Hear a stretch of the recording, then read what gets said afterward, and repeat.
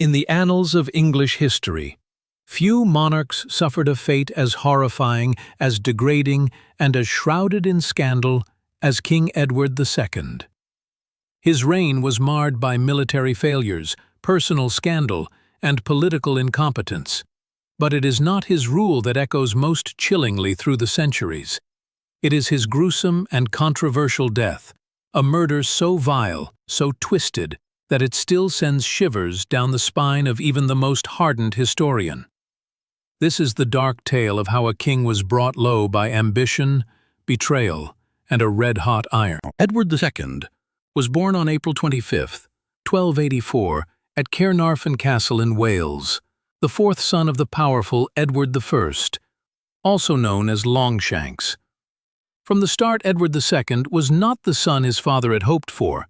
Where Edward I was a warrior king, tall, commanding, and brutal on the battlefield, his heir was gentle, artistic, and disinterested in war. He preferred the company of craftsmen, musicians, and, most controversially, a young nobleman named Piers Gaveston. Edward I loathed Gaveston, considering him a corrupting influence on his son. Gaveston was exiled more than once, but after Edward I's death in 1307, Edward II immediately recalled Gaveston, showering him with titles and wealth. This favoritism enraged the English barons, who viewed Gaveston as an upstart and a parasite.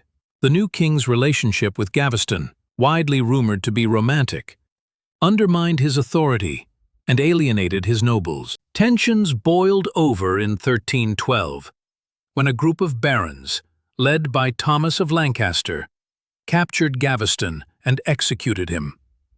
Edward was devastated. His grief turned to rage, and his political ineptitude deepened. Over the next decade, England descended into chaos. Edward's military leadership was disastrous, most notably at the Battle of Bannockburn in 1314, where the Scots under Robert the Bruce dealt England a humiliating defeat. The barons lost all respect for their king. In the vacuum left by Gaveston's death, a new favorite emerged, Hugh Despenser the Younger. Edward showered Despenser and his father with power, land, and titles, repeating the same mistakes he had made with Gaveston. The Despensers were even more despised than Gaveston. Their greed knew no bounds, and they used their influence to punish rivals, seize estates, and enrich themselves. The barons once again rebelled, but this time the king crushed the opposition. Thomas of Lancaster was executed in 1322, and Edward, for a time, ruled without opposition. But behind the throne, a new force was gathering: Queen Isabella. The French-born wife of Edward II, Isabella had long suffered humiliation at her husband's neglect and his obsession with his male favorites. She despised the Despensers and loathed the control they held over her husband. In 1325, Edward sent her to France to negotiate a peace treaty with her brother, King Charles IV. But Isabella had no intention of returning to England under Edward's rule. In France, she met Roger Mortimer, a powerful noble who had once rebelled against Edward and escaped from the Tower of London. The two became lovers and began plotting Edward's downfall. With the support of discontented English exiles and a small army, Isabella and Mortimer invaded England in 1326. Their arrival sparked a popular uprising. Edward and the Despensers fled, but they were soon captured. The elder Despenser was hanged, drawn, and quartered. Hugh Despenser the Younger suffered an even more horrific fate. He was mutilated and disemboweled while still alive, his severed genitals thrown into a fire before his eyes. Edward was deposed by Parliament in January 1327 and imprisoned in Berkeley Castle. His 14-year-old son Edward III was crowned king, but real power lay in the hands of Isabella and Mortimer. They kept the former king under close guard, fearing his supporters might attempt a rescue. But imprisonment alone was not enough. Edward II was a living threat. a symbol around which rebellion could form. He had to die. The official account of Edward's death, as recorded in the Fieschi letter and other chronicles, is a tale drenched in horror and medieval cruelty. On the night of September 21st, 1327, a group of assassins allegedly entered his cell. They restrained the former king, and to avoid visible marks of violence, inserted a red-hot iron rod into his anus. The searing metal burned through his intestines, killing him in unimaginable agony. No screams escaped the thick stone walls of his prison. They had placed a horn into his mouth to muffle his cries. This method of execution was chosen with cold calculation. It was symbolic as well as sadistic, a twisted reference to Edward's alleged homosexuality. In an era when sodomy was considered both a sin and a crime, the use of such a method was designed to humiliate him in death, as he had been humiliated in life. It was also politically expedient.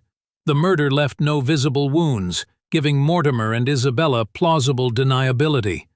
Edward had simply died of natural causes, but rumors quickly spread.